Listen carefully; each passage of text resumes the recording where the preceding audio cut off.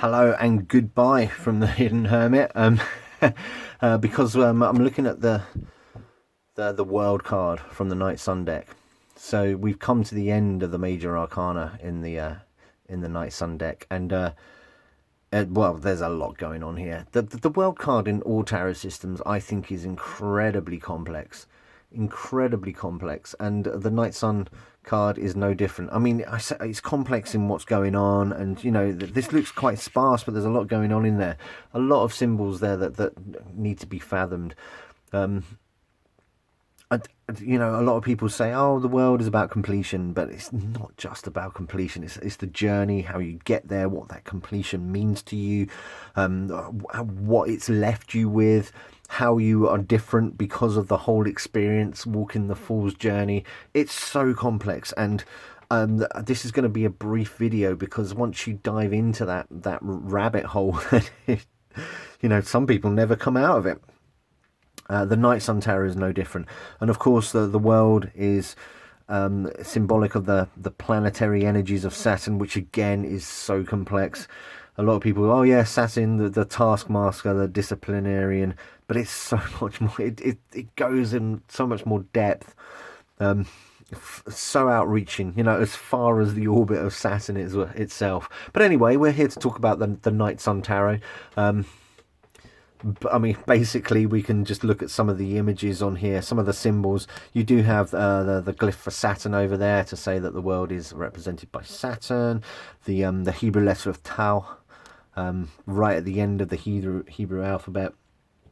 The elements, just like in pretty much all world cards, you've got the cups, the swords, the pentacles, the wands. You've got these platonic shapes that have been attributed to them. You've got the alchemical symbols in there as well, and obviously I'm waiting to spring this because this card comes out the world card from the Night Sun, and well, look at it. It's Shiva from the Eastern esoteric tradition, Hinduism, and it's Shiva dancing the Nataraja, the little book tells us. Yeah, and Shiva, she's like she's one of the Indian goddesses, one of the most powerful Indian goddesses as well, and she really sticks out. That idea. Now, I'll be honest. My learnings of Eastern esoteric traditions is, well, it's merely a veneer from my point of view. I'm very much rooted in Western traditional theories and paths, if you like. So the full meaning of this dancing Shiva is somewhat lost on me, but you do get a sense that it's quite a high level, a higher intelligence, a higher deity as well. Not a great deal that I'm not going to go into depth because the world is just that complex. I would say, I would argue that it's so complex that it opens up the tarot to a much different level, as does Saturn open up astrology as well. So I'm pretty much going to wrap it up there. I'll finish up with the keywords that is presented to us from the Night Sun book, and it talks about fulfillment, expansion, completeness, ecstasy, which is a great one, evolution, because of course you come to one cycle and you're about to embark on another, or not. Determination, transformation, ill-dignified or reverse.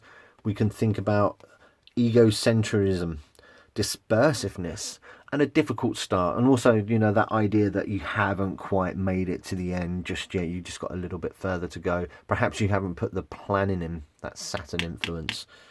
So yeah. Every card in the Major Arcana in the Night Sun is posed with a question, and the question associated with the world is, what results do I want to achieve by following this path? Which is a fascinating question because there isn't a great deal of finality to that question. You're posing this question, you're on this path, you're aiming to complete something, whereas a lot of people say the world is all about the end result. Before I forget, because I almost did, I was about to close off there, but look at what's going on at the bottom of this card. You've got there's a figure. He's prone here. Now I do recognise this figure. It could be the Fool without his superhero costume. It could be any one of the figures on many of the cards, like the Seven of Pentacles, the Seven of Cups comes to mind. Could be the King of Cups. It could be anybody really. But he's been beaten. You know, this idea has been completed. I don't know. It's very interesting. Very interesting. You've got some glyphs going on there. You've got some elemental things. I'm just going to turn it to its side a little bit. I don't know if you can see him a little more clearly, but something's been conquered in a way.